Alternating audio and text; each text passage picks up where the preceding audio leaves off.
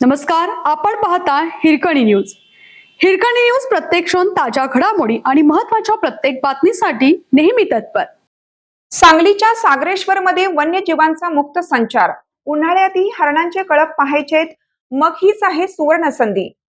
सांगली जिल्ह्यातील कडेगाव तालुक्यातील सागरेश्वर अभयारण्यात सध्या उन्हाळ्याच्या पार्श्वभूमीवरही हरणांचे कळप मुक्तपणे फिरताना सहजपणे दिसत आहेत.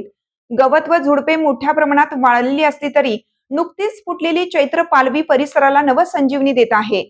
त्यामुळे निसर्गरम्य वातावरणात हरणांचे दर्शन घेण्याची दुर्मिळ संधी पर्यटकांना लाभत आहे. पावसाळ्यात दाट झाडीमुळे प्राणी सहज दिसत नाहीत, त्यामुळे अनेक पर्यटकांना अपेक्षित वन्यजीव दर्शन न मिळाल्याने निराशा येते. मात्र सध्या झाडी विरळ असल्याने हरणांचे कळप खुलेपणाने संचार करताना दिसत आहेत. या संधीचा फायदा पर्यावरणप्रेमी विद्यार्थी, छायाचित्रकार व निसर्गप्रेमींनी घ्यावा, असे आवाहन पर्यावरणप्रेमी सायकलिस्ट सुनील गुरव यांनी केलं. वन विभागाने अभयारण्यात प्राणी व पक्ष्यांसाठी मुबलक चारा पाण्याची व्यवस्था केली आहे. उन्हाळ्यातही जलस्रोत कायम ठेवण्यावर भर दिला जात असल्याने वन्यजीवांचे संवर्धन प्रभावीपणे होत आहे.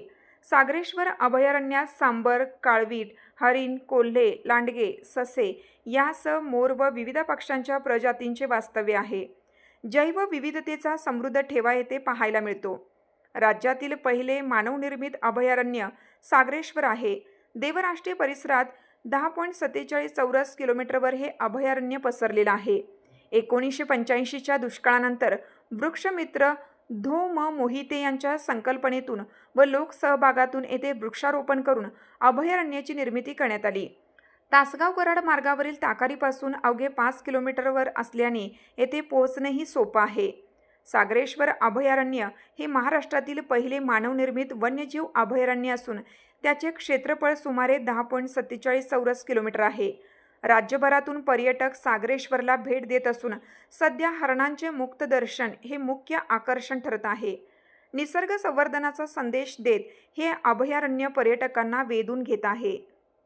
आपल्या हिरकणी न्यूज चॅनलला लाईक करा, शेअर करा आणि सबस्क्राईब करायला विसरू नका आणि रहा अपडेट.